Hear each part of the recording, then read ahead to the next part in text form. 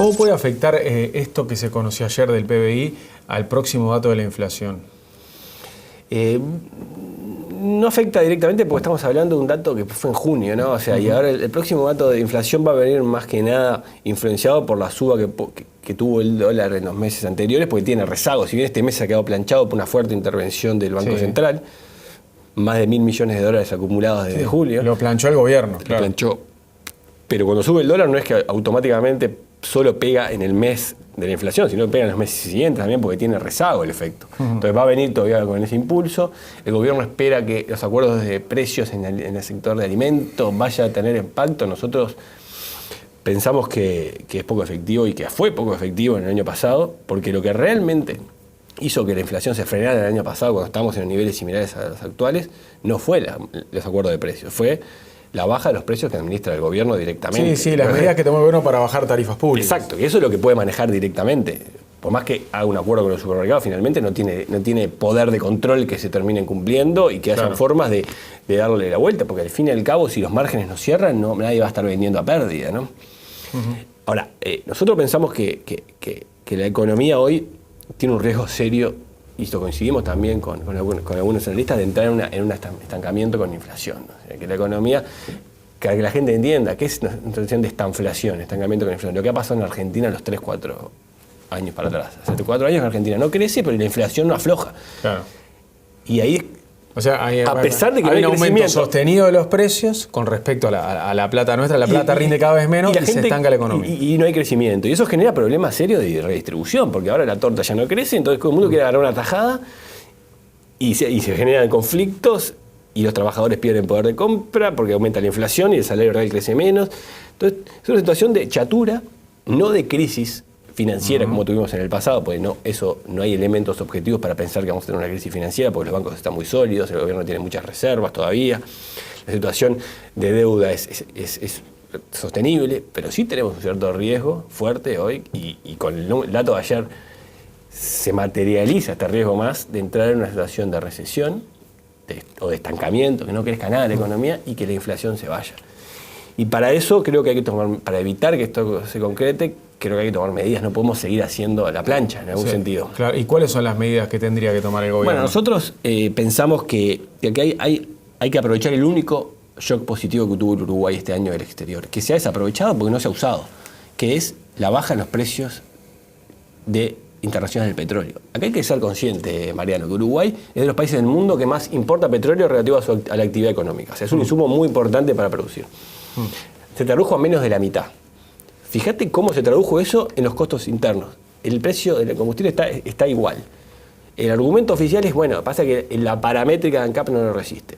Bueno, nosotros pensamos que eso no es así. Primero porque la paramétrica de ANCAP se ajusta de acuerdo a los costos de ANCAP y se ha aumentado para permitir que ANCAP tenga menos déficit que el que tenían. Nosotros pensamos que hoy, dada la situación actual, con el dato de ayer, el costo ANCAP es muy alto, está siendo demasiado alto para la sociedad. Entonces proponemos que a partir de ahora bajen los combustibles todos los meses 7%. Hicimos los números.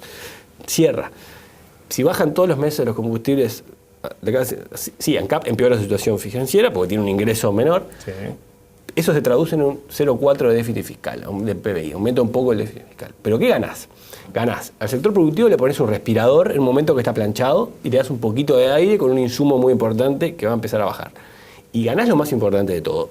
Ganás que te da la posibilidad de que el dólar suba más. ¿Por qué? Porque si el dólar... ¿Cuál es la tranca que hoy tiene el dólar? La inflación. O sea, hoy el gobierno no puede permitir ganar competitividad con un dólar más alto porque la inflación se te va arriba del 10%. ¿Y cuál es el beneficio de que el dólar suba más ahí? Que recuperás competitividad con Brasil, podés acercarte más a la paridad cambiaria con Brasil, que estás 40% alejado. El dólar, nuestros números dan. Lo hicimos ayer, con los numeritos fresquitos. O sea, si pasara esto, que el combustible baja todos los meses de acá a fin de año 7%, lo cual afecta en el IPC, en la inflación, porque todos los meses tenés una baja. Sí. Eso te permite que el dólar a fin de año supere los 32, podés llegar hasta 32,5 sin que la inflación te corte el 10%. Sin este ajuste del combustible es inviable poder tener un dólar de esos niveles sin que la inflación se te vaya.